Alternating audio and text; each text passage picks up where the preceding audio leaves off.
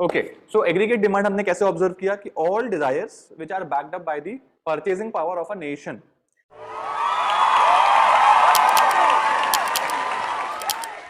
किसी भी नेशन की परचेजिंग पावर किस पे डिपेंडेंट होती है? इनकम पे।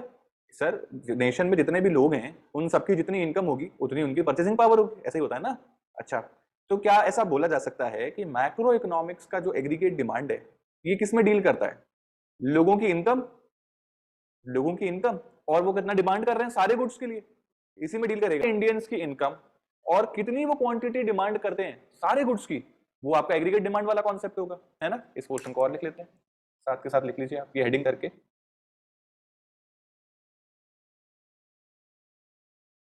ठीक है, चलो नेक्स्ट।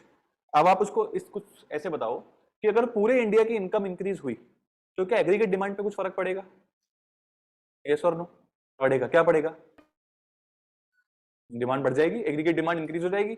अब यहाँ पे चूंकि वर्ड एग्रीगेट डिमांड है तो इंफीरियर और आपका ये जो नॉर्मल गुड है उस कॉन्सेप्ट को यहाँ पे हम इसलिए अप्लाई नहीं करेंगे, सारे गुड्स की बात हो रही है, इंफीरियर एज वेल एज आपका नॉर्मल।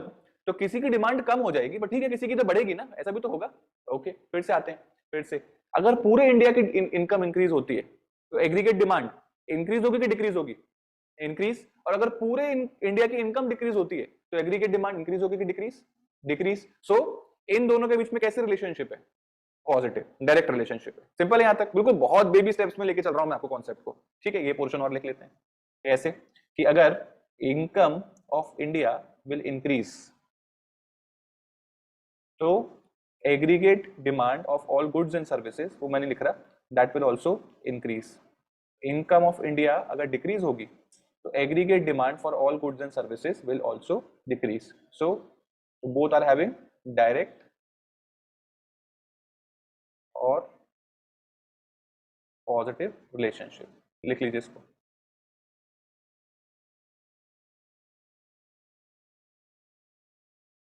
नेक्स्ट, अगर हम इसको ऐसे बोलें, एग्रीगेट डिमांड ऑफ इंडिया, तो आप कैसे बोलोगे? सर इंडिया के में जितने भी गुड्स एंड सर्विसेज हैं उसकी डिमांड अगर हम एक पर्टिकुलर ईयर को कंसीडर करके करें तो वो जो हमारा पोर्शन होगा वो हमारी एग्रीगेट डिमांड होगी। यहां तक तो कोई डाउट नहीं हुई? ओके, अब आप मुझे एक और चीज सोच के बताओ, अगर आपको इंडिया की डिमांड फाइंड आउट करनी है तो कैसे करोगे? इंडिया के जितने भी लोग हैं इन सब ने, हाँ जीडीपी, जीडीपी। ओके ठीक है, फिर से आते हैं इसी पॉइंट को। बिल्कुल ठीक है, अगर आपको इंडिया में एक साल में 2020-21 में कितनी डिमांड की गई थी ये निकालनी है तो कैसे निकालोगे? डिमांड क्या था? Desire which is backed up by purchasing power. तो क्या मैं ऐसा बोल सकता हूं कि सर अगर पक्की पक्की डिमांड निकालनी है, पक्की पक्की मतलब इतना तो होगा ही होगा सर, इतनी डिमांड तो इंडिया ने की ही की है, तो कैसे निकालोगे? C plus I plus G plus X minus M. India का कंजम्पशन, इंडिया का इन्वेस्टमेंट, गवर्नमेंट का जो एक्सपेंडिचर था और एक्सपोर्ट माइनस इंपोर्ट, अगर हम इन चारों को अगर सर हम ऐड कर दें तो सर हमें पक्की पक्की डिमांड मालूम पड़ जाएगी, है ना। जो हम कंज्यूम कर रहे हैं डेफिनेटली हमने उसकी डिमांड करी, जो हम इन्वेस्ट कर रहे हैं डेफिनेटली डिमांड करी, जो गवर्नमेंट कंजम्पशन इन्वेस्टमेंट कर रहा है डेफिनेटली है, एक्स माइनस है। बोलो कोई डाउट?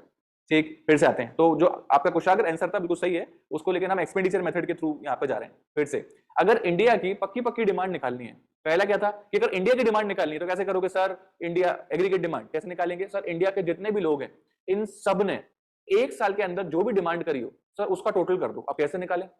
तो पक्की पक्की डिमांड कैसे निकालना है? पक्की मतलब डेफिनेट डिमांड कि सर इतनी तो होगी ही होगी। कैसे निकालोगे? सर इंडियंस का कंजम्पशन, इन्वेस्टमेंट, गवर्नमेंट का कंजम्पशन, इन्वेस्टमेंट और एक्स माइनस एम। सर इसको अगर आप टोटल कर दोगे एक साल पे तो आपको इंडिया की एग्रीगेट डिमांड मिल जाएगी। Making sense? पक्का? और क्या हम इसको बोल सकते हैं कि ये जो आपकी एग्रीगेट डिमांड है यही आपकी इनकम भी है, जो जीडीपी अभी कुशाग्र ने बोला यही आपकी इनकम भी है। तो अब देखो इसको इससे क्या चीज कोरिलेट होती है? इससे यही वाला पोर्शन कोरिलेट होता है। कैसे? कि अगर एग्रीगेट डिमांड बढ़ रही है तो इनकम भी बढ़ रही है, क्योंकि एग्रीगेट डिमांड हम कैसे निकाल रहे हैं? वही सी plus I plus G plus X minus M, वही जीडीपी एंड इनकम वाला पोर्शन। ठीक, तो यहां पे जस्ट अभी हमने क्या चीज समझी है, बहुत सिंपल सा पॉइंट है क्या कि अगर इंडिया की एग्रीगेट डिमांड निकालनी है तो उसका best way to find out is C plus I plus G plus X minus. जो कंफर्म एक्सपेंडिचर लोगों ने किया उतनी डिमांड करी ही होगी। ठीक, तो आप एग्रीगेट डिमांड निकालो टोटल एक्सपेंडिचर मेथड से, जो हम पढ़ के आए नेशनल इनकम में। एक चीज, क्या ये अपने आप ही इनकम के बराबर नहीं हो गया, जीडीपी के बराबर नहीं हो गया? सर हो गया, इट इज इक्वल या इक्विवेलेंट टू इनकम। तो यहाँ पे देखो और चीज हम प्रूव कर पा रहे हैं कि इनकम बढ़ेगी डिमांड बढ़ेगी, जीडीपी बढ़ रही है तो obviously C plus I plus D plus X minus M बढ़ा ही होगा। इस तरीके से हम यहाँ पर ये प्रूव कर सकते हैं। ठीक है, चलिए अब मैं जो लिख रहा हूँ साथ के साथ लिखते जाइएगा।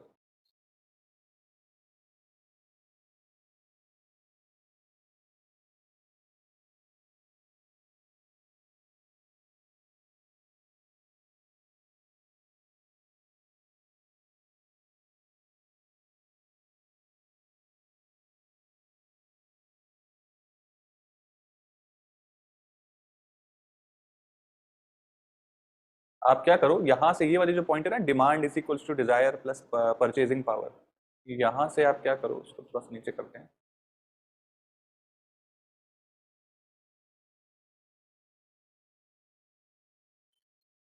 इसको ओपन कर देते हैं, बेसिक्स, यहां से बेसिक्स है इस चैप्टर का, ये फर्स्ट पॉइंट हो गया।